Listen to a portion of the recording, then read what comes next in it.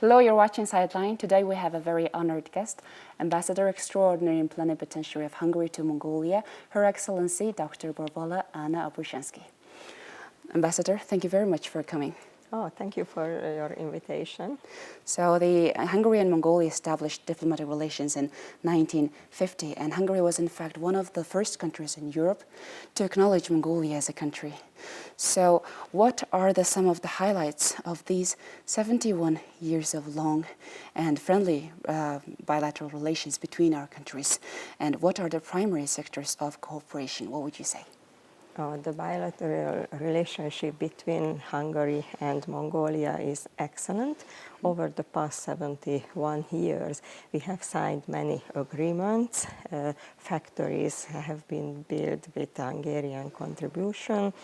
Hundreds of students have studied with Hungarian scholarship, where they gained competitive professions. In the recent decades, some areas of cooperation have been identified, and along with them, we would develop this field further. Among them, I would underline education, scientific research, and in the field of water management, a joint cooperation can also be renewed, which is a very important sector for us, just the same as the agricultural sector, where we also hope for further cooperation. Recently, we have organized a very successful agricultural forum where Mongol companies were interested in cooperating with Hungarian partners. For the past few months, you have traveled to numerous Mongolian provinces.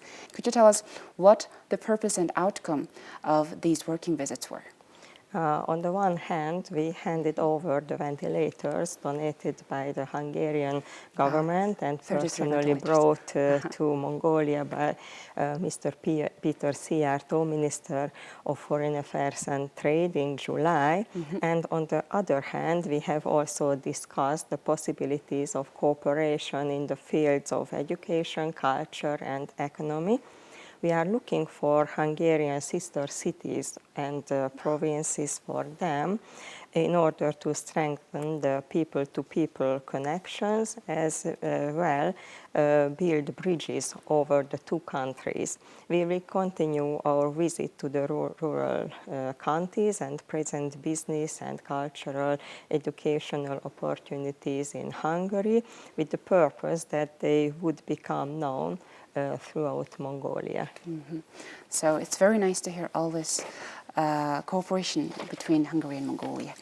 And so you mentioned the Hungarian Foreign and Trade Minister Peter Szijjártó's visit in July of this year, and he came to hand over the ventilators, a donation of ventilators to Mongolia.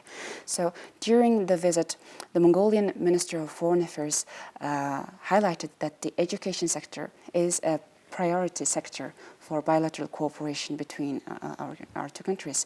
And you also mentioned education was one of the primary sectors of cooperation. So what are your thoughts on cultural and educational cooperation between the countries? And what similarities and differences have you noticed when you were working as an ambassador and also a researcher?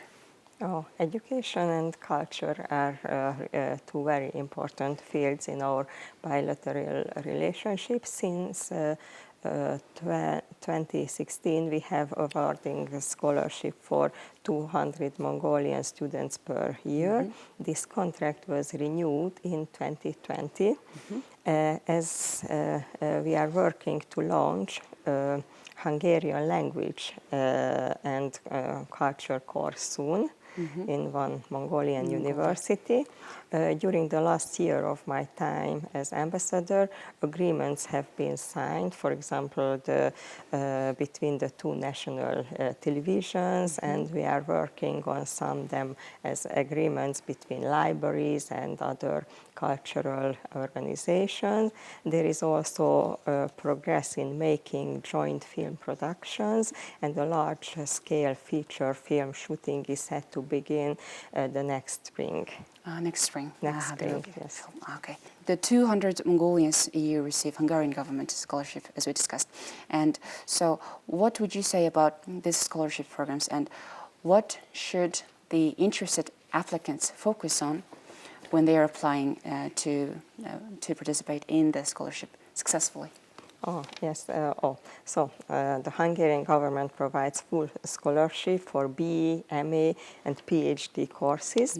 The program is announced in our Stipendium Hungaricum website. First of all, the applicants must read and search every sentences carefully. Exactly. Yeah, and at the same time, the Mongolian Ministry of Education and Sciences also announces this program. So it's available online. It's free to apply for the scholarship. I encourage the Mongolian students to apply for this scholarship, and I would like to draw your attention to the deadline. I think it's the crucial point, which is 15th of January. So yes, so I think it's time for Mongolian students to apply for our great scholarship, and they can choose English and Hungarian languages. But they must fill up each document, and after the successful application, they will get a code, and it's the most important thing. Yes.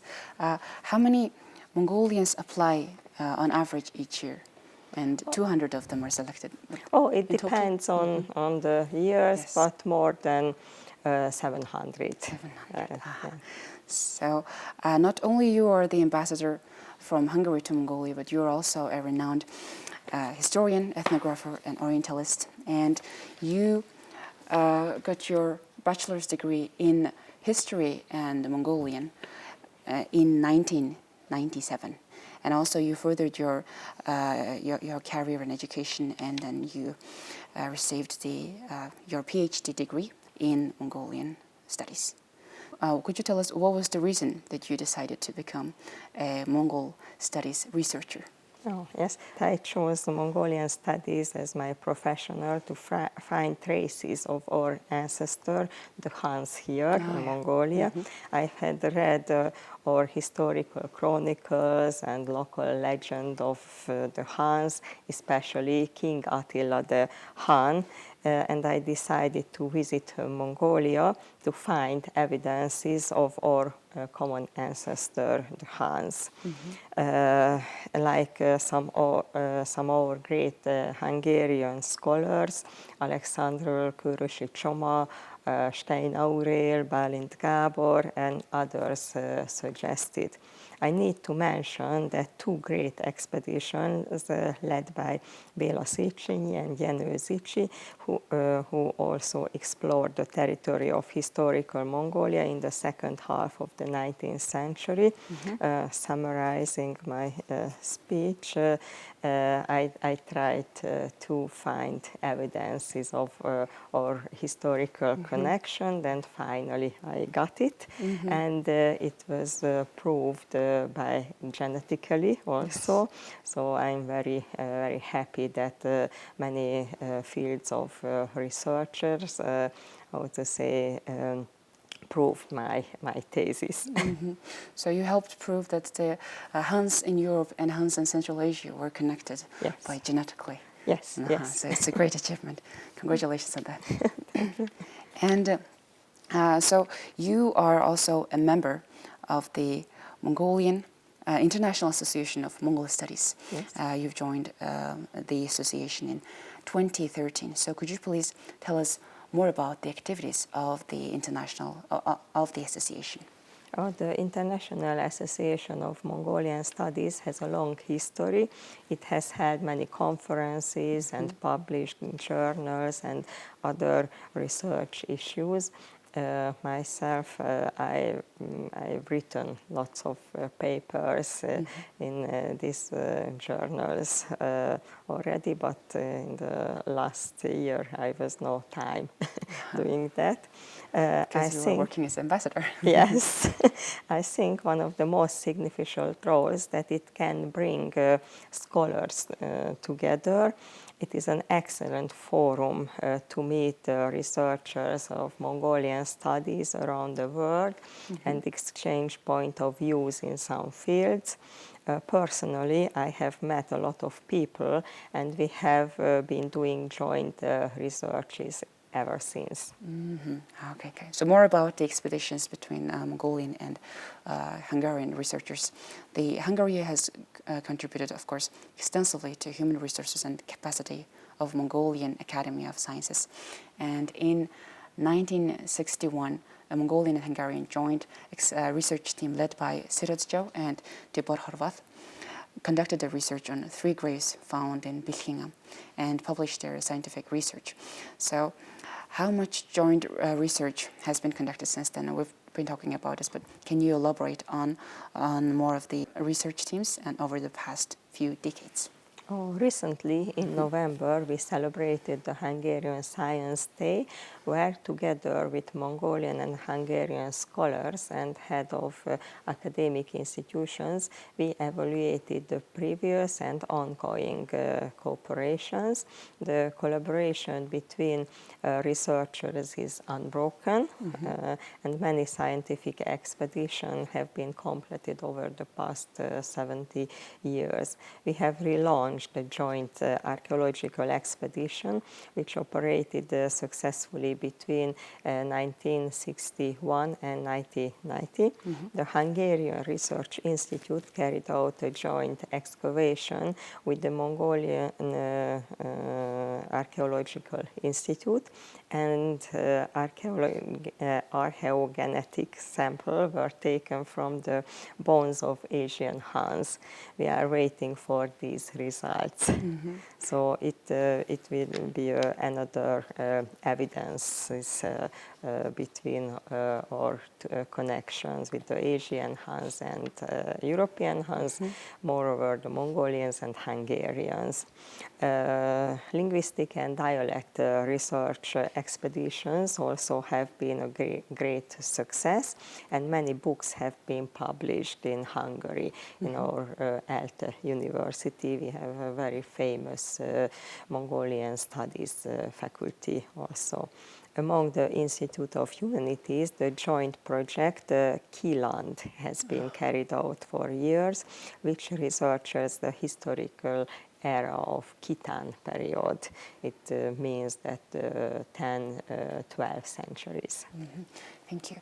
So back to our our two countries' diplomatic relations, and could you tell us some of the recent and ongoing projects that you would like to highlight? For example, we have a very good film cooperations and cultural. I mean, for example, this archaeological project, and we would like to launch new ones. And I think the education is also, how to say, it's very successful. And we began the business and economical connections, and we would like to export lots of products from Hungary, the famous wines and Hungarian meat products, for example, because the Mongolians like it. And and besides that, we would like to bring some Hungarian technology for small and medium enterprises in order to develop Mongolia as we had recent decades. So our conversation is actually coming to an end, and at the end, what final message would you like to give to our audience? As we Hungarians feel very close to the Mongolians, we would like to encourage of all dear viewers to get acquaintance with the treasures of Hungary in the heart of Europe. I think we are very nice and very safe country, and those Mongolians who travel to Hungary enjoyed it very much. And we are very good at, for example, innovative solution, good technologies, good food, good gastronomy. We have thermal waters for curing our body, and we are ready to, as I mentioned before, we are ready to contribute to further developing Mongolia, as we have in the past 70 years. Exactly. So thank you very much, Ambassador, for coming to our studio, and I really appreciate what you've been doing for the past year for our two countries' relations. Thank you. Thank you for the invitation. You've watched Sightline. Today we talked to Dr. Borbála Anna Obrusánszky, the Ambassador Extraordinary Plenipotentiary of Hungary to Mongolia. Thank you for watching. Goodbye.